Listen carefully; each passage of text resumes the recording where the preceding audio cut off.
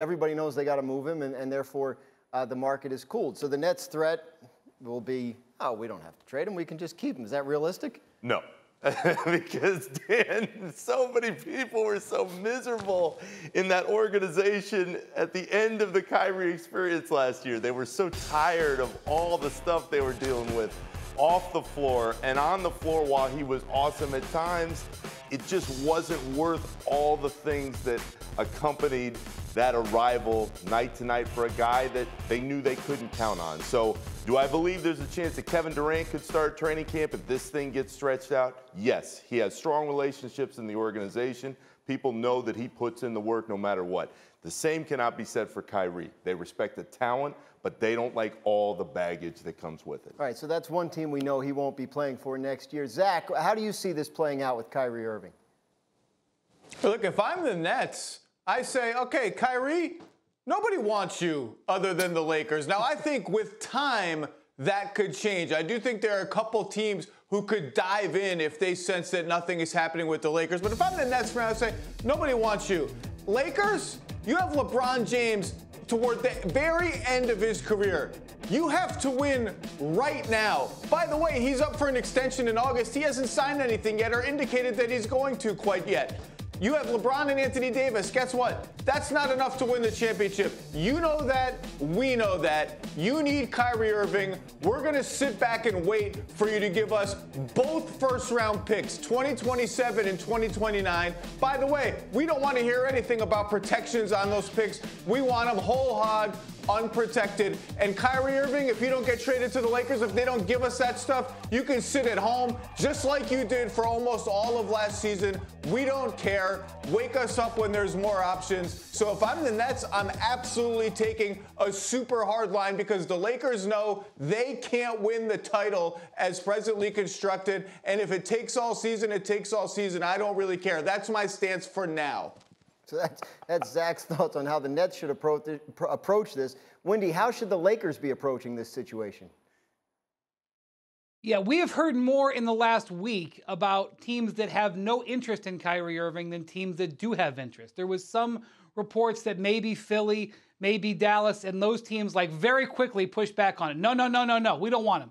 And so if you're the Lakers, I appreciate what Zach's negotiating point is. I love the whole hog draft pick. I think that should be part of the NBA lexicon out here in the Midwest. We like talking like that. But if you're the Lakers, you're saying, who are we bidding against?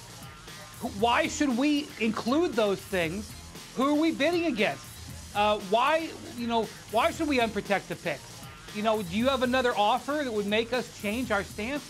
And that's the position that the Lakers have taken. And frankly, I don't disagree with it. Now, the thing that could change all this, LeBron can begin contract extension talks in early August.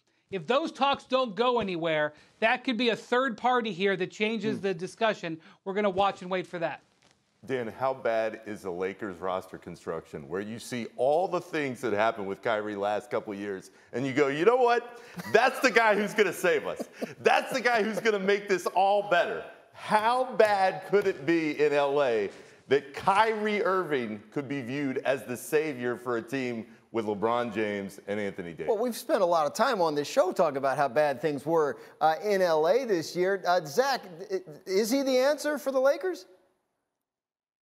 He's an answer. And look, to Brian's point, what I'm negotiating, what the Nets say, what the Lakers are negotiating against, if I'm the Brooklyn Nets, is my willingness to just keep Kyrie Irving all year, even if he doesn't play. That's what you're negotiating against. My team's in smithereens. My team's being blown to dust. Why do I care if Kyrie has to sit out the whole year?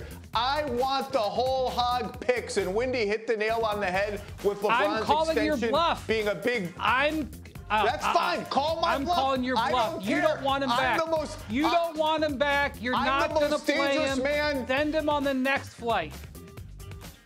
The most dangerous man in the NBA negotiating table is the one with nothing to lose, and I've got nothing to lose right now if I'm Sean Marks. I've already lost everything. My team is about to be blown to smithereens. But look, I like some of what the Lakers did in the offseason. They went younger with Lonnie Walker, Juan Toscano Anderson, Troy Brown Jr., Damian Jones, Thomas Bryant. They went younger. Kyrie would be a great fit, but going younger is cool. The Clippers, the Nuggets, the Warriors, the Wolves, like those are really, really good teams. And LeBron, AD, Russ, and this supporting cast isn't good enough. LeBron, AD, Kyrie in this supporting cast, I've got at least a puncher's chance and probably more. So the Lakers need to have some urgency here. At least if I'm Brooklyn and Sean Marks, you got to approach me with some urgency because you can't win now, but with Kyrie, you got a shot.